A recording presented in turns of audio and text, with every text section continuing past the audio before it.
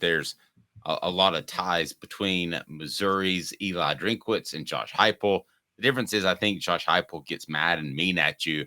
I don't think he does it in front of people. Eli Drinkwitz likes to take the public stage and do that with Jim Rome. I think Josh Heupel just runs a score up on you, which you probably did last year against Missouri. There are a lot of ties between Josh Heupel and Missouri, some ties between Eli Drinkwitz as well. Let's get into that.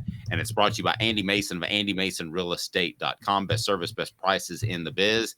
Andy Mason, AndyMasonRealEstate.com. He's my realtor. He should be yours. Your thoughts on Drinkwitz and Josh Heupel? You have to say Josh Heupel's had more success to this point with a 2022 season under his belt, what he did at UCF. How close do you think, from an objective standpoint, are these two coaches? If you were Texas A&M Southern and you're trying to hire one of these two guys and you're just taking a look at their resume, are they close or not? I view them as very differently, but you may not. You don't even have to do Texas A&M Southern. You could just be Texas A&M. They might be in the market for both these coaches if they can pony up some buyout money. It's very true. If you mention one of their names, there's some more money coming in. Go ahead. Yes. Okay, so I think that Josh Heupel gets the nod because he's the better play caller on Saturday. I think significantly so. I think that's where the difference is. I think Eli Drinkwitz does have his own offensive system that works and can be maybe a better CEO than Josh Heupel, and to this point has been a better talent evaluator than Josh Heupel off the field. I mean, the guys he's found that we're going to get into in the second block, I mean, these are players that he found that are just very underrated. I thought Eli Drinkwitz was a rising star in 2020 when he went 5-5 with a very bad Missouri team, the COVID year. But then I learned very quickly, Dave, that you may have known this at the time, but clearly that COVID year, every record should be thrown out. It doesn't really count because nobody could really practice the way they wanted to. But I think Josh Heupel's a better play caller than Eli Drinkwitz. I don't think Eli Drinkwitz is a bad play caller. I think Drinkwitz is a better evaluator of talent to this point, but that may change with Josh Heupel. So we'll have to see. Yeah, I think the talent evaluation is going to be the key. Now, something that I anticipate writing about is on recruiting. That's ultimately the best kind of talent evaluation. If you get so many great players, you just can't go wrong. And I've seen that happen at a couple of schools. One may have been LSU not that long ago. So that does happen. But talent evaluation, you're going to have to make each one of them stick. And Eli Drinkwitz has the advantage, and I don't know why Tennessee hasn't gotten this figured out on a state congressional standpoint, that Eli Drinkwitz can be there for a negotiation with a player and a collective third party. That's my understanding. Why do other states not have that? Like yesterday, Caleb?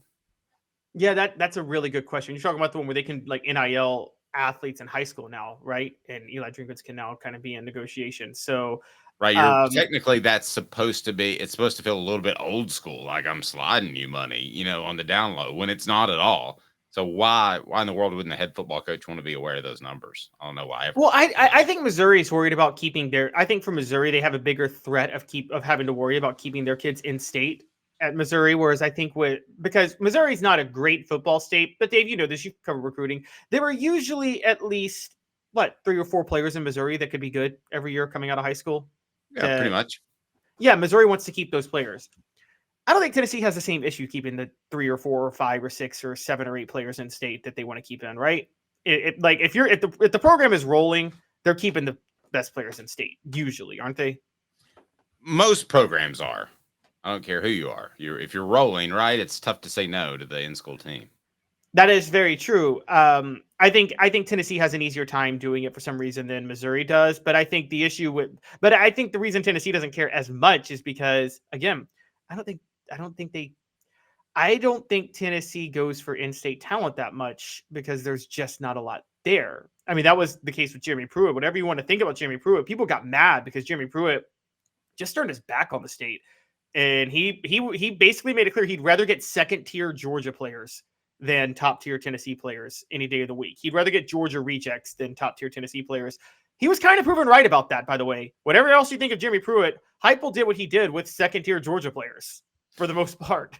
He did. So vote on the poll that is up on YouTube right now. I've got Josh Heupel is blank compared to Missouri's Eli Drinkwitz. I've got 44% saying tons better, 33% saying better, and 22% comparable. You know, we're on this side of the fence, Caleb, so you can get closer to the story, which is Josh Heupel and this offense and what they did last year with Hendon Hooker and now the transfer to power for Joe Milton. You can get too close sometimes, and you can not only see or slightly exaggerate in your mind the pros of a college football program you coach, you can see also the warts, so to speak. So when you get close. So if you're, I want to go to the message board. If you're Missouri, what's your number one concern about Eli Drinkwitz? Because we're close to this, and we can talk about talent evaluation. We can talk about being stubborn, but that's probably not something that Missouri fans know about, if that makes sense. So from the message board, 66 and 24 in 2021, 64 and 24 in 2022, 62 and 24. Yeah. And this year, those are the scores. In about 15 years, Drink has a chance. Is this Missouri program that much better? Yay or nay? Right now, no. Tennessee's a much better program right now with Josh Heupel. Well, I mean, just as it pertains to this week. I'm sorry, I didn't mean it to be a big. Oh yeah. I think that Missouri's an experienced team. We forget they were in a lot of games last year. They kept things close, and now with a lot of the players back, they're much better this year. Eli Drinkwitz it's the anti-Butch Jones, where Butch Jones had a very experienced team that didn't do any better than the year before. But they have actually, they run the similar zone read schemes. They both come from the zone read concepts. If you watch Eli Drinkwitz coach, it's very much zone read concepts throughout the game. And I think that for people bring it up, because people are kind of trying to make the point Josh Heupel's clearly better. He's blown out Eli Drinkwitz twice. Again, I said Josh Heupel's a better play caller. Dave, he's also had better talent the last 2 years. Well, yeah, and there's no question Missouri's a tougher job. I mean, that is the bottom third of the jobs, despite my personal criticisms of them being arrogant, and it's not Harvard.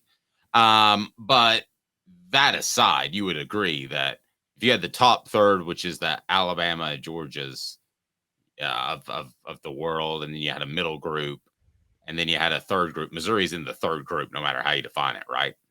Yes, because they're, as you talk about, they don't have much of a home field advantage. You go to a Missouri home game, that's not going to entice you to go commit to that school as a recruit. That's probably the biggest reason it's not that great of a job. So here's what we're hearing on the message board. This is from SC Scout Guy, and I love his input because he's a South Carolina guy, and that's cool. I actually think Drink is a better play caller. Justin Heupel has much better talent. Interesting take. You're shaking your head, though, Caleb, already, before I get to some more messages. Yeah, Heupel has better talent, and he's a better play caller. That's why he's able to beat Missouri 66-24 or 62-24. Okay, fair enough. David agrees with you, putting Winklewitz and Heupel in the same category as heresy. I will tell you this, from just big picture, we won't get into play calling and if the quarterback's making the right read on a pull or that sort of thing. But the ability to manage a program, be a CEO, and not make stupid comments on the Jim Rome show right before SEC Media Days, that has to go to Josh Heupel, correct? Are we sure? One of our critics, not making stupid comments goes to Josh Heupel, but what about the other part of the CEO job, which is, we just brought up talent evaluation, also managing injuries. I mean, look, there's a Tennessee has a loss. SC Scout guy is saying the injuries have just been insane this year. They have been hit on the yes, but again, Dave, Tennessee has a loss to Florida because of a Cooper Mays injury that you can put on Josh Heupel, can't you? Yeah, probably should have determined that in April. Somebody should determine it in April. You have Cooper Mays ready to go at the beginning of the year. Yeah, and that's completely where Tennessee went wrong.